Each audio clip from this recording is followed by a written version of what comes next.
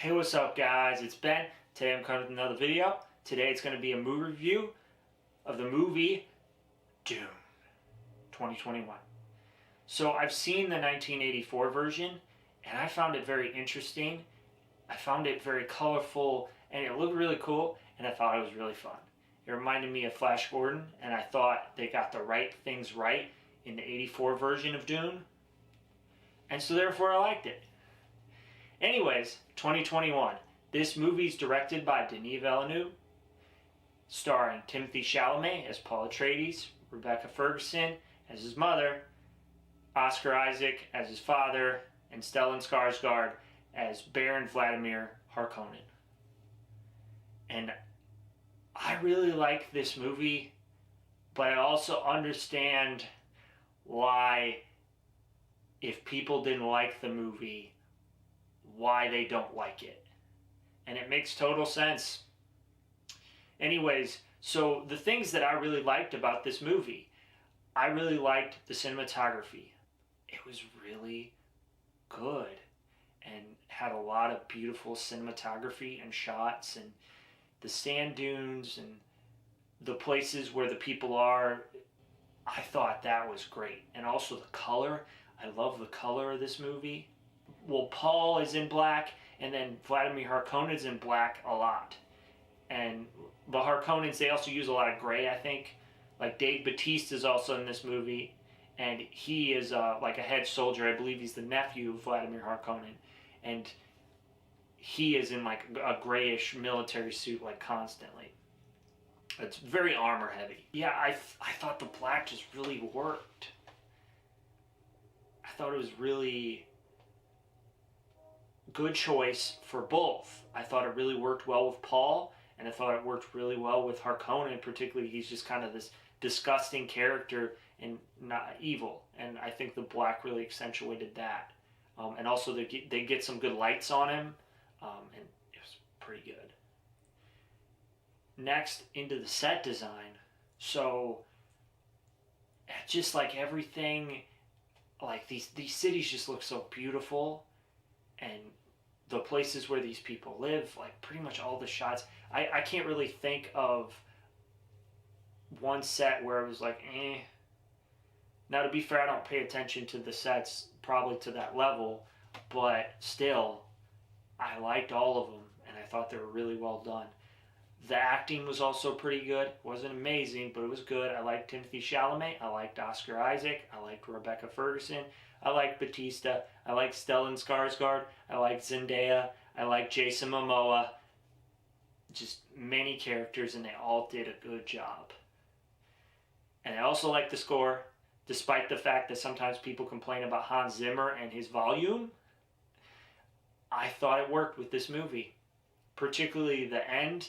It has some good use of the score, and even though it was really, really loud and in your face, I thought it worked well. So here's probably, I guess, the biggest negative, I would say, is the writing. It's the issue that you can run into with it is that if you want to understand what's happening and why stuff matters, you got to watch the 84 version, but then you're getting spoilers. But the issue with that then is like, people don't want to be spoiled, but then you don't know about the movie, and so you get confused in this movie. So probably should have started at the beginning with this, but the thing is that this movie is a two-parter. There's going to be a second part, and that's really important because Denis Villeneuve is working to set up this movie, and he's really focused on the ending. I thought he did a good job at the end of this movie giving the audience something so that it's just not completely drops at the end. But because I loved the end sequence was a good way to kind of stop the movie at a point to where the audience can receive it, because it is a good point,